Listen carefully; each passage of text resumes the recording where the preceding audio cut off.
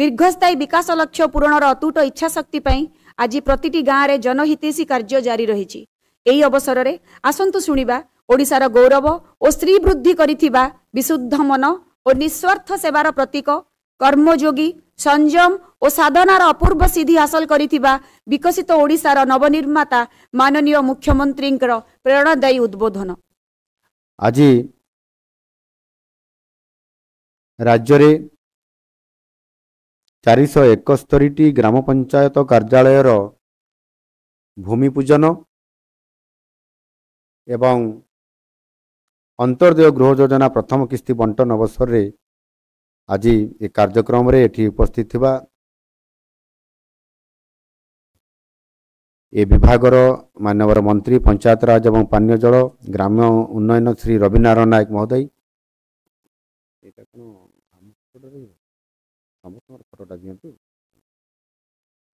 मुख्य शासन सचिव श्री मनोज आहूजा आवासी जरिया समस्त 28 जिलार सदर महकुमार जोड़ी होइतिबा माननीय सांसदगण माननीय उपस्थित मंत्रीगण माननीय विधायकगण पंचायत राज पानीय जल विभाग कमिशनर तथा शासन सचिव श्री गिरीश एसेन निर्देशक पानीय जल श्री विनीत भारद्वाज निर्देशक स्वतंत्र प्रकल्प श्री सिद्धार्थ शंकर स्वाई एठारे उपस्थित बा समस्त वरिष्ठ पदाधिकारीगण एवं विभिन्न ब्लॉक रु विभिन्न जिल्लारू जोड़ी होइथिबा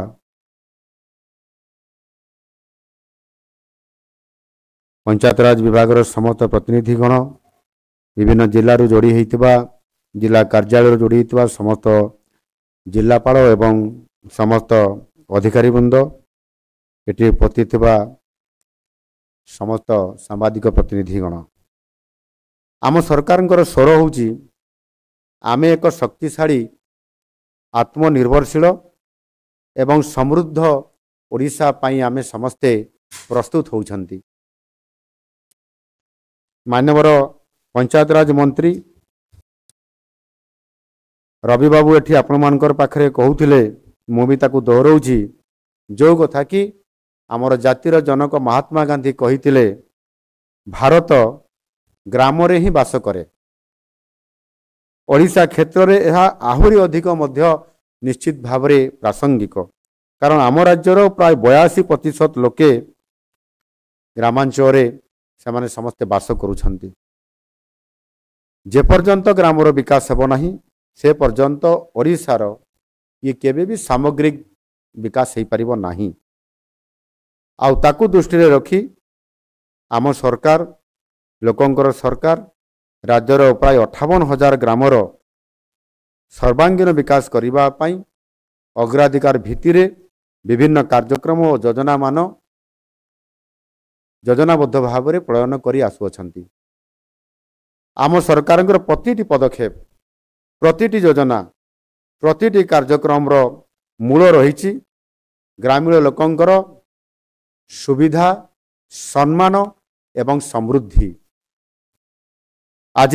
दुईटी महत्वपूर्ण योजनार ये कार्यान्वयन शुभारंभ आज करा जाउछि। प्रथमटी होउछि ग्रामीण बासहीन परिवार को सुरक्षित और स्थायी आश्रय जगैया पई आरंभ करिथिबा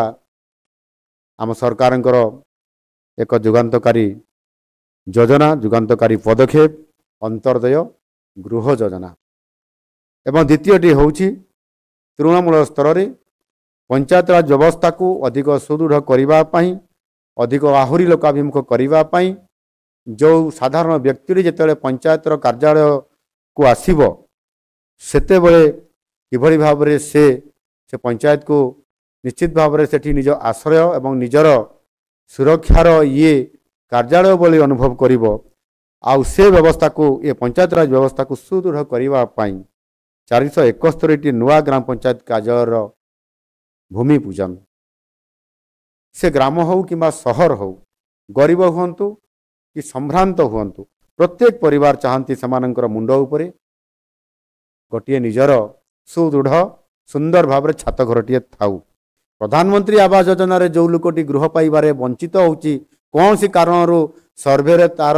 ना आसी पारु नाही सेते सरकार मध्य आहुरी गोटे बाट रखिचंती जदि प्रधानमंत्री आवास योजना रे घर पाई परिबो नाही कागज पत्र देखै परिबो नाही ता परे मध्य आ गोटे रास्ता रखिचंती जे सेटा होची अंतर्दय गृह योजना सेथिरे तांकु जोड़ी करी मध्य से घर पाइबार जो व्यवस्था अछि एणु निश्चित भाव रे ये कथा को आज सुनिश्चित करिसंती आ सुनिश्चित करूछंती आमर ये डबल इंजिन सरकार एवं जहार नेतृत्व नौछंती आमर यशस्वी प्रधानमंत्री माननीय श्री नरेंद्र मोदी जी।